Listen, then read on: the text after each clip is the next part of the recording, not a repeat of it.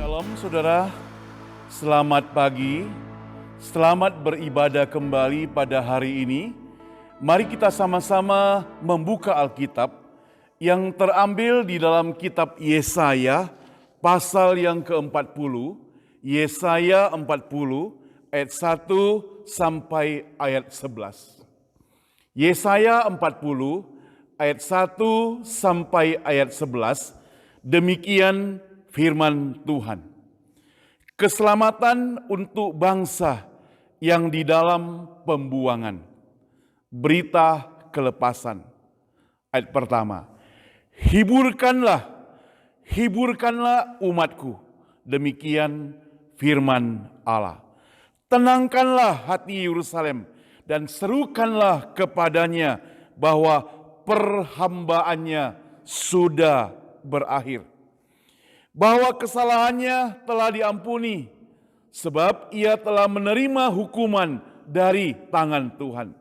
2 kali lipat karena segala dosanya. Ayat ketiga, saudara. Ada suara yang berseru-seru, persiapkanlah di padang gurun jalan untuk Tuhan.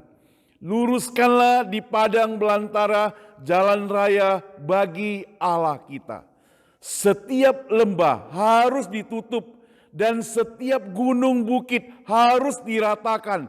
Tanah yang berbukit-bukit harus menjadi tanah yang rata dan tanah yang berluku-luku menjadi dataran. Maka kemuliaan Tuhan akan dinyatakan dan seluruh umat manusia akan melihatnya bersama-sama. Sungguh Tuhan sendiri telah mengatakannya. Ayat ke-6 saudara, ada suara yang berkata, berserulah, jawabku, apakah yang harus kuserukan? Seluruh umat manusia adalah seperti rumput dan semua semaraknya seperti bunga di padang. Rumput menjadi kering, bunga menjadi layu. Apabila Tuhan menghembusnya dengan nafasnya, sesungguhnya bangsa itu seperti rumput. Rumput menjadi kering, bunga menjadi layu. Tetapi firman Allah kita tetap untuk selama-lamanya. Hai Sion, pembawa kabar baik, naiklah ke atas gunung yang tinggi. Hai Yerusalem, pembawa kabar baik, nyaringkanlah suaramu kuat-kuat. Nyaringkanlah suaramu, jangan takut. Katakanlah kepada kota-kota Yehuda, lihat itu Allahmu. Lihat itu Tuhan Allah. Ia datang dengan kekuatan dan dengan tangannya ia berkuasa. Lihat mereka yang menjadi upah jeripayanya ada bersama-sama dia. Dan mereka yang diperolehnya berjalan di hadapannya. Ayat 11, seperti seorang gembala, ia menggembalakan kawanan ternaknya dan menghimpunkannya dengan tangannya. Anak-anak domba di pangkunya, induk-induk domba dituntunnya dengan hati-hati. Demikian pembacaan firman Tuhan. Berbahagia kita saudara yang membaca firman Tuhan, merenungkannya dan mempraktekannya dalam kehidupan kita sehari-hari. Mari kita masuk dalam doa. Bapa kami yang di surga, kami telah membaca firman-Mu. Oh Tuhan, buka hati dan pikiran kami, supaya kami boleh menerima firman Tuhan ini, boleh mengerti dengan sebaik-baiknya. Pakailah hamba-Mu di dalam segala keterbatasan dia, di dalam segala kelemahan dia, apa yang disampaikan nanti, yang sudah dipergumulkan dan dipersiapkan, boleh menjadi berkat bagi kami semuanya. Hanya di dalam nama Tuhan Yesus, Juru Selamat kami yang hidup, kami semuanya berdoa. Amin. Saudara, tema pada pagi hari ini saya beri di balik kabar buruk muncul kabar baik. Di balik kabar yang buruk muncul suatu kabar yang baik. Saudara, kalau kita perhatikan di dalam Yesaya pasal 39 ayat 5 kita mulai ya. Lalu Yesaya berkata kepada Hizkia, dengarkanlah firman Tuhan semesta alam. Sesungguhnya suatu masa akan datang bahwa segala yang ada dalam istanamu yang disimpan oleh nenek moyangmu sampai hari ini akan diangkut ke Babel. Tidak ada barang yang akan ditinggalkan. Demikianlah firman Tuhan. Ayat ke-7, dan dari keturunanmu yang akan kau peroleh akan diambil orang-orang untuk menjadi sida-sida di istana Raja Babel. Lalu ayat 8, Hizkia menjawab kepada Yesaya, sungguh baik firman Tuhan yang engkau ucapkan itu, tetapi pikirnya asal ada damai dan keamanan seumur hidupku. Nah saudara, awalnya Yesaya telah memberitakan kepada Raja Hizkia bahwa istanamu seluruh isinya akan dibuang, akan dipindahkan ke Babel. Ini satu kabar yang buruk. Ini satu kabar yang tidak menyenangkan. Tetapi di pasal yang ke-40, mulai dari ayat pertama, di situ muncul kabar yang baik. Apa itu kabar yang baik, saudara? Nah, sekali lagi saudara, kalau kita perhatikan Yesaya 40 yang kita baca tadi, kita melihat ada satu perkembangan yang sangat baik sekali. Yesaya melihat visi yang ke depan. Di situ ada kesempatan yang sangat berarti. Di situ ada pengharapan yang cukup pasti.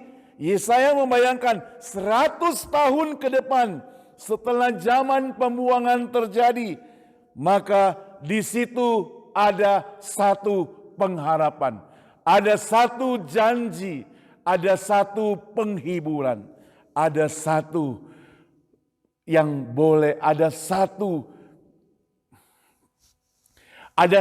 jalan, yaitu jalan keselamatan. Nah saudara, dan Yesaya 40 ini berbicara tentang kampung halaman mereka. Saudara, Yesaya 40 ini berbicara tentang kampung halaman mereka yang nun jauh di sana, yang telah hancur. Kesedihan, kepedihan, tangisan memang berkecamuk. Tapi firman Tuhan memberikan penghiburan. Firman Tuhan katakan, hiburkanlah. Hiburkanlah umatku. Comfort my people. Bahwa peperangan sudah berakhir. Jangan takut. Bahwa kesalahanmu juga sudah diampuni. Bahwa hukuman kalian sudah jalankan 2 kali lipat. Saudara, Israel memang menolak Tuhan, tapi Tuhan tidak pernah menolak mereka. Ingat, karena Tuhan sangat mencintai umatnya, Dia tidak pernah menolak umatnya. Karena Tuhan sangat sayang kepada ciptaannya. Mereka ibarat anak-anak yang tersandung. Mereka ibarat anak-anak yang berbuat salah, berada pada jalan yang tidak benar, dan Tuhan dengan sabar, dengan gesit, selalu siap sedia merangkul, memeluk mereka kembali. Saudara, Tuhan bukan datang untuk memukul. Tapi sekali lagi Ia berulang-ulang datang untuk merangkul. Dengan lembut Dia mengajak mereka kembali. Dengan lembut Dia memberitakan ada kabar kesukaan, ada kabar gembira. Saudara, itu sebabnya di dalam Alkitab yang kita baca pada hari ini, dalam rangka mempersiapkan diri kita menyambut kelahiran Tuhan Yesus pada hari Natal nanti juga, maka kita bisa melihat ada 3 pesan yang kita bisa perhatikan baik-baik pada hari ini.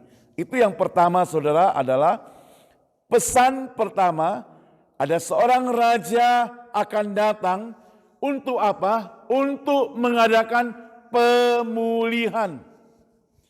Perhatikan ayat 3 sampai ayat yang kelima. Nah di sini ayat 3 sampai ayat kelima berbunyi demikian. Ada suara yang berseru-seru, persiapkanlah di padang gurun jalan untuk Tuhan. Luruskan di padang belantara jalan raya bagi Allah kita. Setiap lembah harus ditutup dan setiap gunung dan bukit diratakan. Tanah-tanah yang berbukit-bukit harus menjadi tanah yang rata dan tanah yang berluku-luku menjadi dataran. Maka kemuliaan Tuhan akan dinyatakan dan seluruh umat manusia akan melihatnya bersama-sama. Sungguh Tuhan sendiri telah mengatakannya. Ada raja yang mau datang.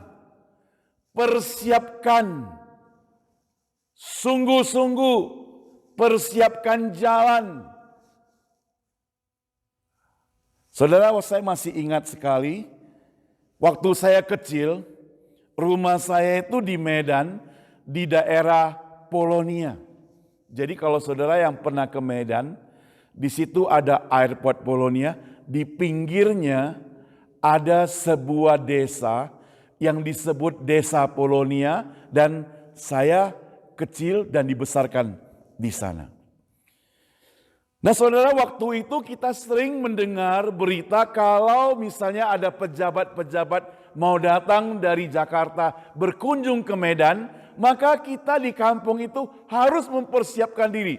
Terutama presiden, kalau dia terbang dari Jakarta berkunjung ke Medan. Maka kita di kampung itu harus kerja bakti. Got-gotnya dibersihkan, pohon-pohonnya ditebang, dirapikan. Kemudian kalau ada jalan yang berlobang-lobang nanti ditutup dengan aspal. Kemudian apalagi kalau atap-atap sengnya itu kalau misalnya sudah warnanya sudah kabur, dicat lagi sengnya kasih bagus, atap-atapnya diminta supaya diganti. Nah itu segala persiapan-persiapannya. Nanti kibarkan bendera merah putih dan sebagainya menyambut presiden datang. Padahal saudara, presiden tersebut entah lihat atau enggak, dia kan berada di atas pesawat. Mana lihat kampung kita yang kecil itu. Mana pernah dia berkunjung ke sana. Mana pernah dia singgah ke sana. Beda dengan presiden sekarang barangkali ya, yang bisa singgah ke desa-desa. Tapi zaman dulu kan dia nggak mungkin singgah ke tempat kita. Tapi kita sudah diminta persiapannya seperti demikian saudara. Nah ini persiapan menyambut seorang presiden. Secara resmi memang penyambutan raja atau presiden ada protokolnya tersendiri bukan? Ada aturannya. Baik tempatnya itu akan dijaga dengan aman. Diadakan penyisiran apakah ada bom atau tidak. Jauhkan daripada orang-orang jahat. Jalan-jalan akan ditutup. Panggung akan didirikan. Karpet merah akan digelarkan. Persiapkanlah menyambut sang pejabat, sang presiden atau sang raja. Nah ayat 3 mencatat saudara, ada suara yang berseru-seru. Persiapkanlah di padang gurun jalan untuk Tuhan. Luruskanlah di padang belantara jalan raya bagi Allah kita. Hal ini merupakan semacam pengumuman akan kedatangan seorang raja yang berupa seorang bayi yang bernama Yesus yang akan lahir. Ia adalah raja yang bukan sembarang raja. Ia adalah raja di atas segala raja. Dia bukan hanya raja yang memerintah di dunia ini, tapi juga dia adalah raja yang melayani di dunia ini, saudara.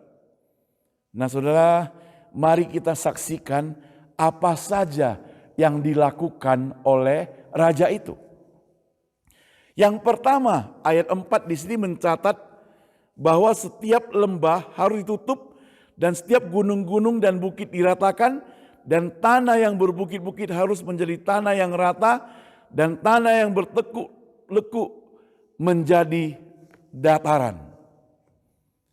Ayat keempat yang dilakukannya mengadakan renovasi. Renovasi secara besar-besaran. Setiap lembah akan ditinggikan. Bukit-bukit akan diratakan. Dan berluku-luku akan diratakan menjadi daratan. Bila secara harafiah diartikan ayat ini bagi keadaan lingkungan, maka dalam rangka menyambut kedatangan Tuhan, maka persiapannya itu secara besar-besaran ada sedikitlah katakan pembangunan. Kalau manusia yang menyambut kedatangan Tuhan bagaimana? Itu berarti sang manusia itu harus direnovasi. Kalau dulu mungkin hidup kita penuh dengan dosa, maka dibersihkan. Kalau dulu kita mungkin menganggap remeh orang lain, menyambut kedatangan itu harus diubahkan. Nah, bila ada orang yang merasa dirinya tidak layak, maka kita mohon belas kasihan pada Tuhan. Sementara hari ini juga tidak ada orang yang menyombongkan diri menyambut raja di atas segala raja, itu bukan. Kita sedang menyambut raja, raja yang ditunggu-tunggu, yaitu Yesus yang datang ke dunia. Bukan sebagai raja yang hanya berkuasa. Tadi saya katakan dia juga datang sebagai raja yang melayani. Dia memang berkuasa, tapi dia lupakan kuasanya. Memperhambakan dirinya menjadi seorang hamba yang boleh melayani kita sekalian.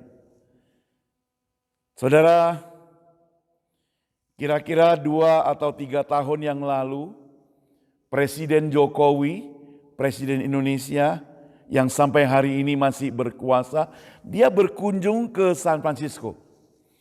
Wah, masyarakat Indonesia begitu antusias. Konjen melalui KJRI mengundang masyarakat Indonesia yang punya waktu boleh mendaftarkan diri untuk hadir. Lalu apa yang dilakukan oleh masyarakat Indonesia ketika mau hadir dalam acara itu? Mereka harus datang entah setengah atau 1 jam sebelumnya. Mereka harus pakai pakaian yang resmi, paling tidak berbaju batik. Tidak boleh merokok, tidak boleh membawa senjata tajam, anak-anak tidak boleh dibawa dan sebagainya. Semuanya itu ada protokol tersendiri. Padahal kita belum punya kesempatan untuk bersalaman dengan presiden. Semuanya sudah diatur sedemikian rupa. Nah, ini baru bertemu dengan presiden, saudara. Nah, sekarang kita mau bertemu dengan raja di atas segala raja. Di dalam pertemuan seperti ini tentunya kita akan benar-benar mempersiapkan diri kita. Kita akan benar-benar mengutamakan kehadiran Tuhan Yesus ke dunia ini. Kita akan benar-benar memfokuskan dia untuk hadir ke dalam dunia ini. Saudara, saya masih ingat ketika ada seorang baby yang berumur 1 bulan. Karena kebetulan dia anak orang kaya, saya tidak perlu sebutkan di mana. Lalu orang tuanya mengadakan pesta besar-besaran untuk dia. Tetapi waktu acara pesta, karena jamnya sudah malam, karena merayakan kelahiran dia akhirnya digendong suster bawa pulang supaya tidur. Pestanya siapa? Orang tuanya mengadakan undang makan-makan saja. Sementara anaknya sudah tidur di rumah.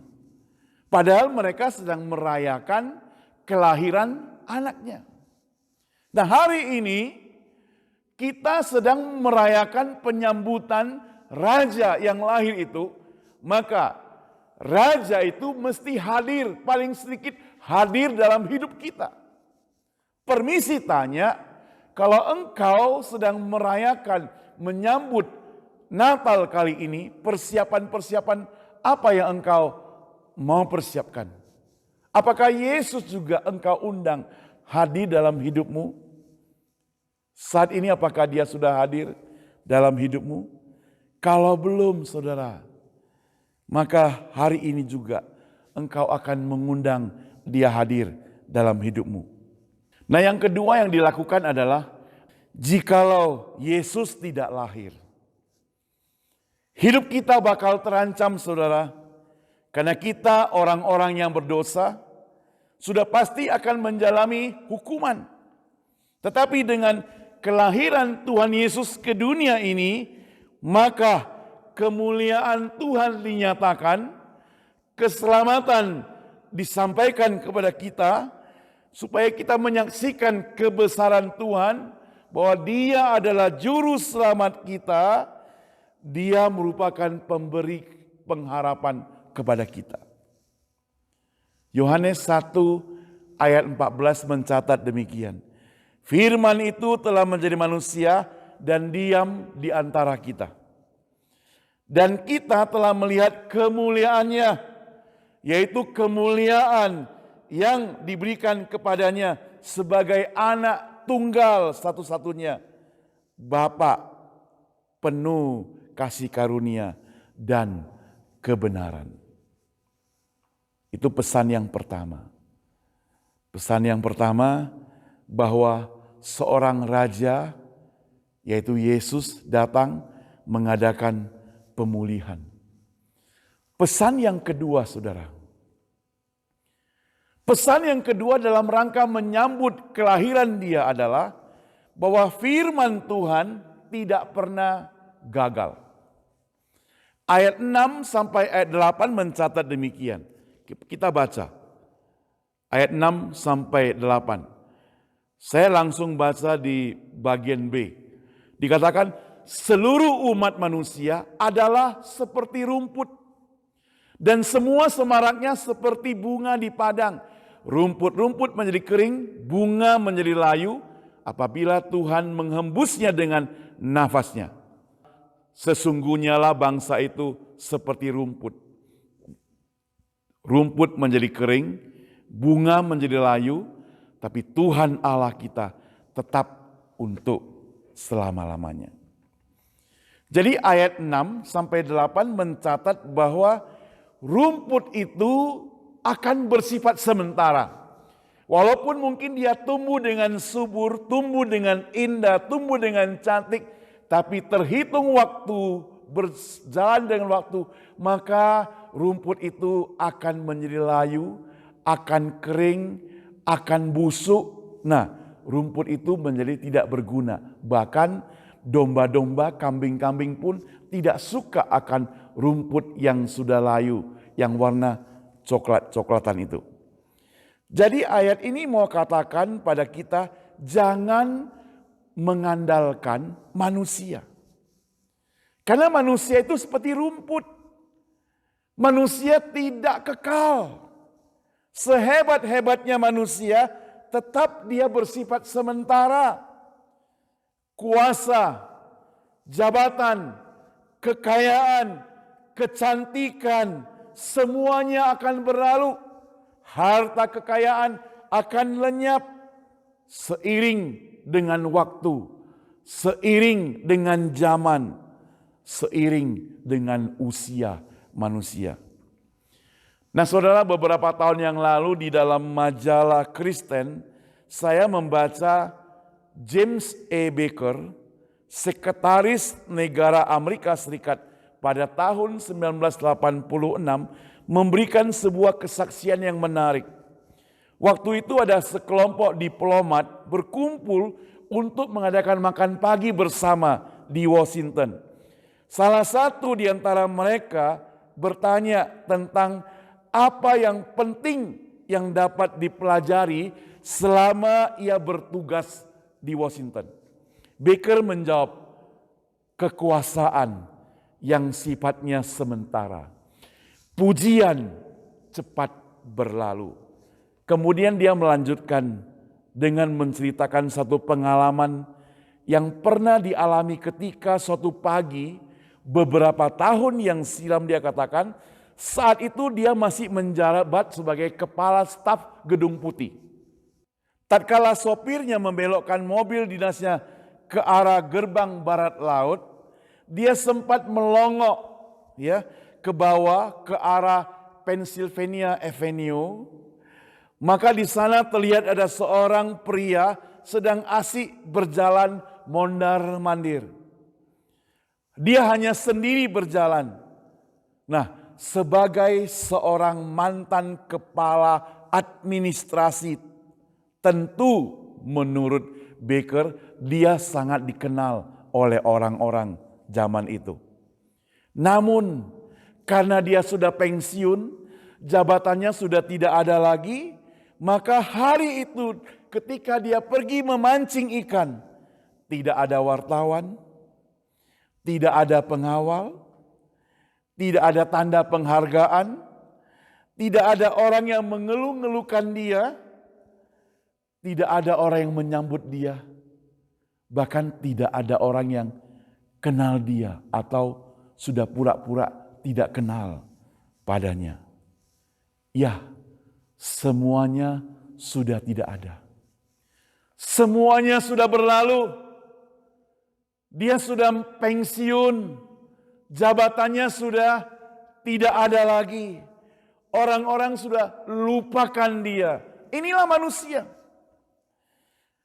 Jadi kita perlu ingat apapun yang kita miliki sekarang ini bukan satu hal yang perlu kita sombongkan karena semuanya akan berlalu. Ketika ia berlalu, orang lupakan kita. Jangan kita pernah bangga karena kita kaya. Jangan kita bangga karena kita naik mobil Mercy. Jangan pernah bangga karena rumah kita mewah. Kenapa? Karena orang bukan melihat kita. Orang melihat mobil kita. Orang melihat rumah kita. Orang melihat kekayaan kita. Bukan melihat kita. Ketika semuanya itu lenyap, saudara, orang-orang sudah lupakan kita. Saudara, pejabat itu dipuji karena dia punya jabatan. Orang-orang berkuasa dihormati karena punya pangkat.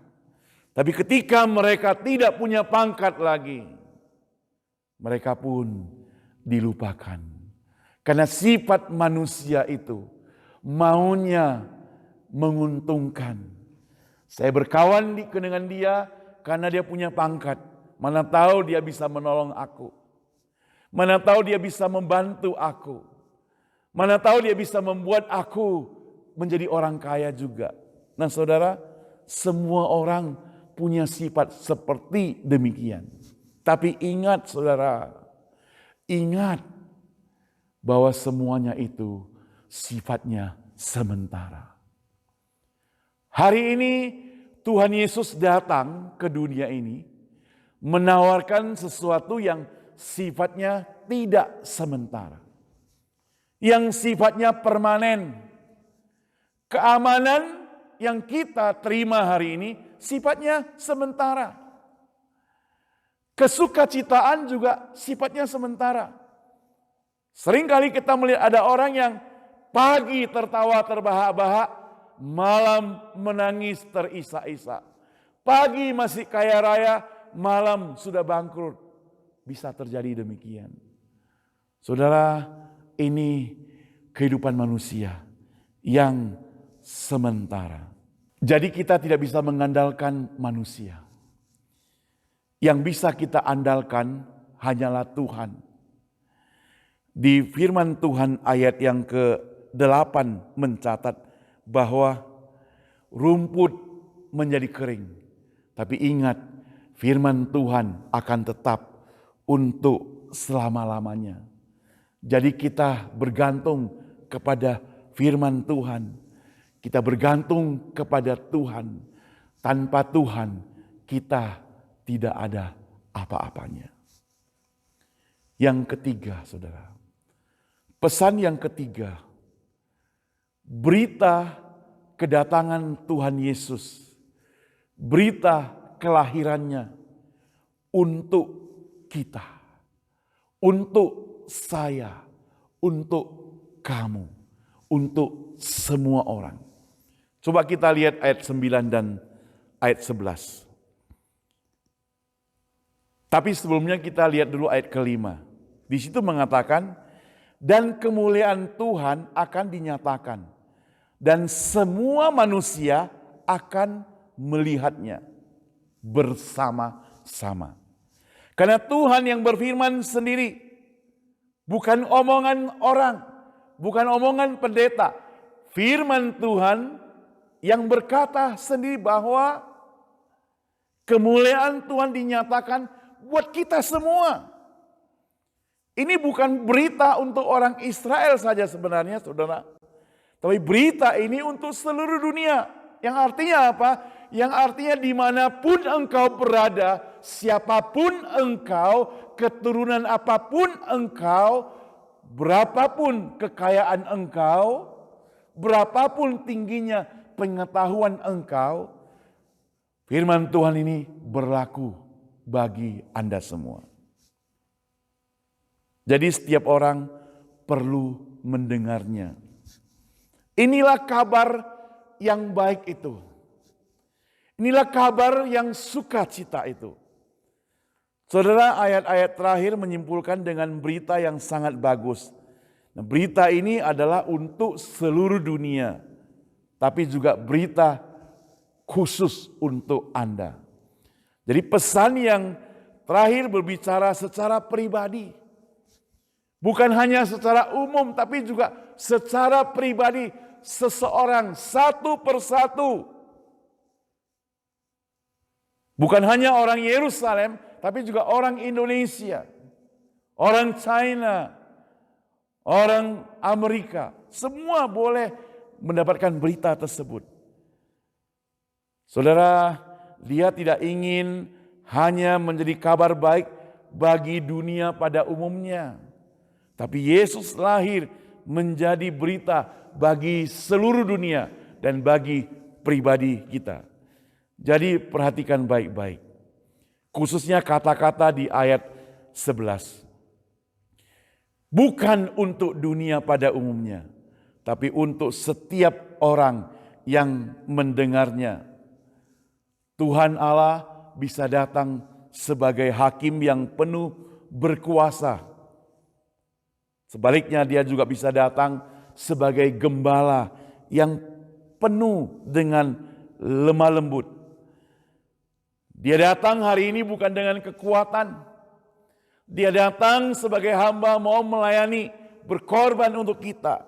Di atas kayu salib, dengan lembut dia mau melayani kita.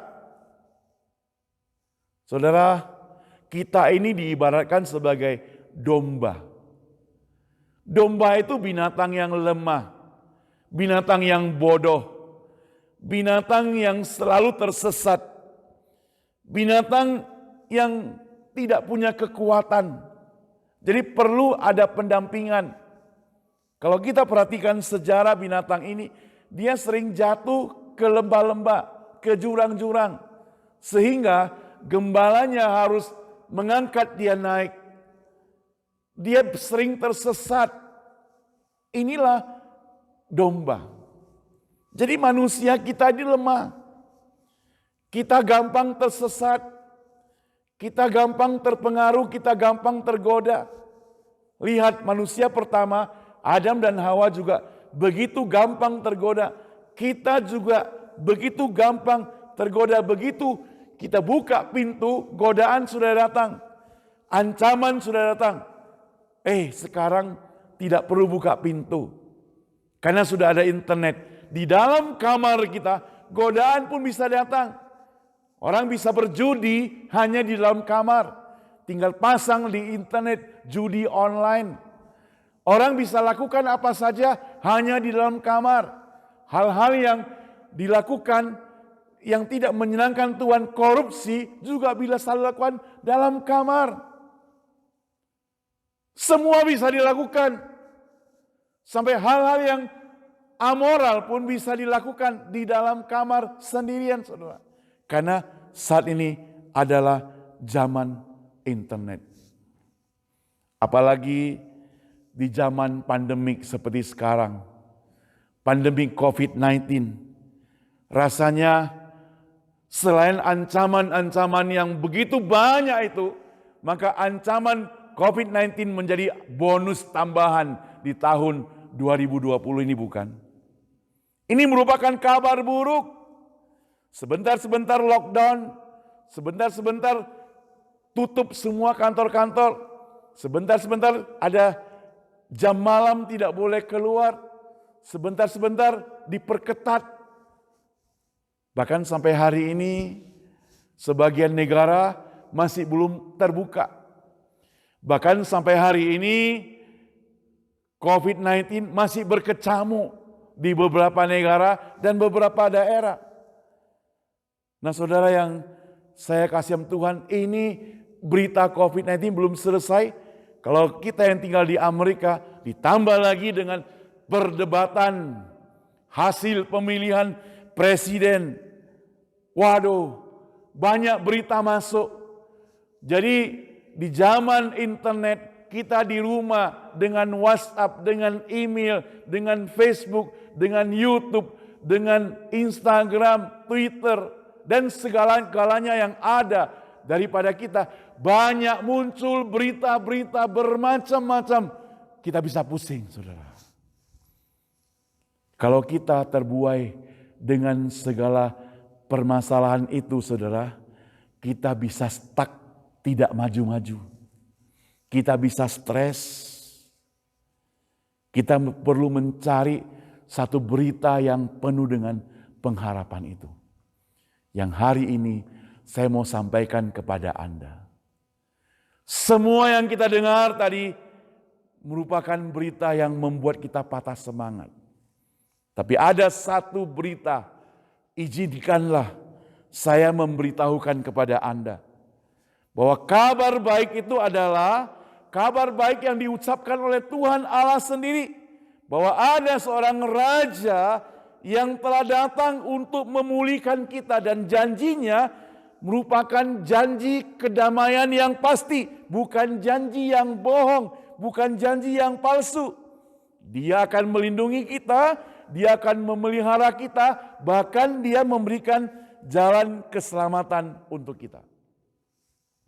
Saudara, hari ini di dalam dunia yang penuh dosa, tadi saya sudah katakan, dunia kacau, janji manusia tidak bisa dipercaya, kebaikan manusia bisa dibalas dengan kejahatan, dunia penuh dengan ketakutan, penuh kekhawatiran, penuh kebohongan. Kita butuh janji Tuhan Yesus yang pasti, yang benar, yang tidak pernah membohongi kita. Ia yang lahir di kandang yang hina, matinya juga terhina di atas kayu salib, namun ia bangkit dengan terhormat, saudara. Kebangkitannya membawa kita kepada pengharapan yang pasti. Tentunya bagi setiap orang yang percaya kepadanya. Kita diberikan anugerah. Apa itu anugerah? Anugerah yaitu sesuatu yang tidak layak kita terima, tapi kita dilayakkan menerimanya, yaitu anugerah keselamatan. Saudara sekalian, dimanapun Anda berada saat ini yang sedang mendengarkan firman Tuhan, dalam rangka mempersiapkan kedatangannya, mari kita persiapkan hati kita menyambut Dia. Jika menghadapi ancaman pandemi COVID-19 atau corona virus, kita harus tutup mulut dengan masker, cuci tangan yang bersih, jaga jarak 6 feet, saudara. Maka menyambut kedatangan Tuhan, saudara, menyambut kedatangan Tuhan Yesus, mari buka masker tersebut supaya mulut kita bisa kumandangkan kepada setiap orang dimanapun mereka berada. Yesus lahir buat mereka semua dan buat kita. Dia adalah juru selamat. Yang kedua, kalau di pandemi COVID-19 kita cuci tangan, sekarang kita cuci diri kita, dosa-dosa kita supaya bersih, supaya kita memang benar-benar layak menyambut Dia. Kalau terhadap virus kita jaga jarak, maka Yesus lahir, kita jangan jaga jarak kepada Tuhan Yesus lagi. Kita datang pada Dia. Karena Dia mau merangkul kita.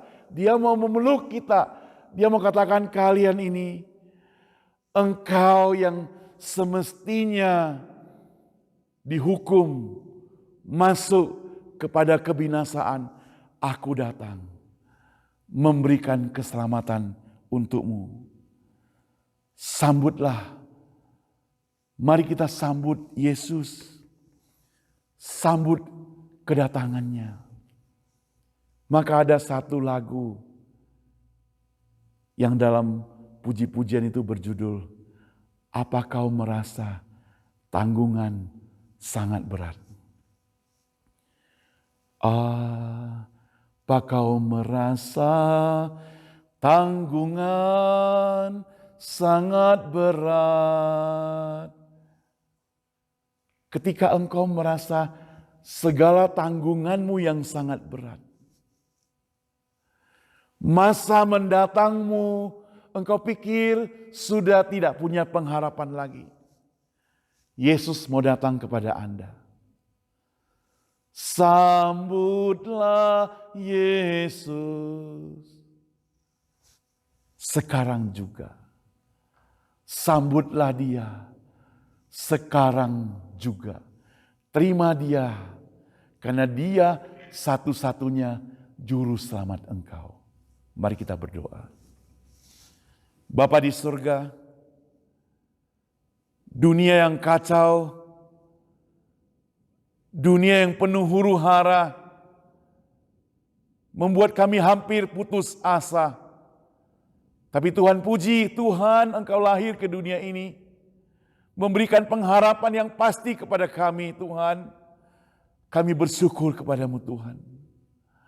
Tadinya kami mungkin hampir putus asa, tadinya kami mungkin hampir menyerah. Tapi Tuhan, Engkau hadir. Engkau lahir dalam kehidupan kami. Engkau lahir memberikan keselamatan pada kami. Tuhan, pakai kami untuk membuka hati kami lebar-lebar untuk menyambut Engkau. Supaya kami mendapatkan keselamatan itu, Tuhan. Tuhan, jikalau ada teman-teman kami yang masih berkeras hati, Tuhan, lunakkan hati mereka. Supaya mereka bisa terima Engkau sebagai juru selamat. Saudara sekalian, kalau engkau telah mendengarkan firman Tuhan hari ini, dan engkau merasa firman Tuhan sangat menyentuh kehidupanmu, dan engkau mau percaya kepada Tuhan Yesus sebagai juru selamat pribadimu, karena engkau tahu bahwa Yesus akan menyelamatkan engkau. Angkat tanganmu, taruh dalam dadamu, kita akan berdoa bersama. Tuhan Yesus, hamba-Mu mau serahkan setiap orang yang menyatakan mau menerima Engkau sebagai juru selamat. Oh Tuhan, sucikan kami, bersihkan hidup kami, supaya kami layak menerima Engkau. Kami tidak mau hancur lebur dalam hidupan kami, tapi kami mau diperbaharui hidup kami, Tuhan. Tuhan, kami mau terima Engkau sebagai juru selamat pribadi kami. Dalam nama Tuhan Yesus kami berdoa. Amin. Saudara, demikianlah firman Tuhan pada hari ini. Puji Tuhan, Tuhan Yesus memberkati Anda semua.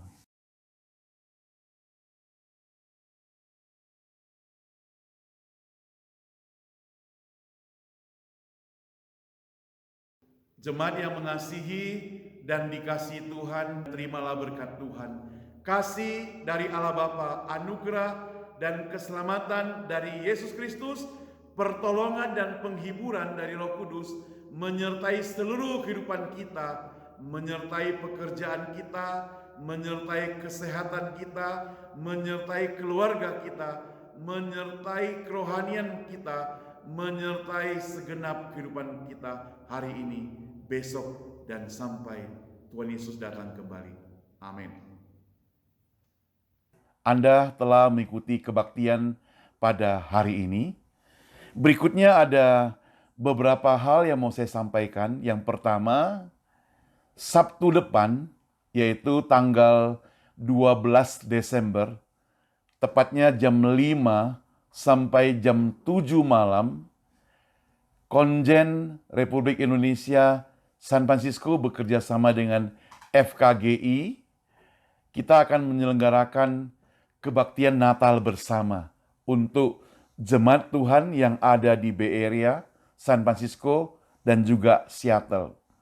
Nah, saya mengundang jemaat sekalian boleh mengikuti acara kebaktian ini. Nanti link di Zoom atau di Facebook-nya akan saya berikan kepada Anda. Itu yang pertama.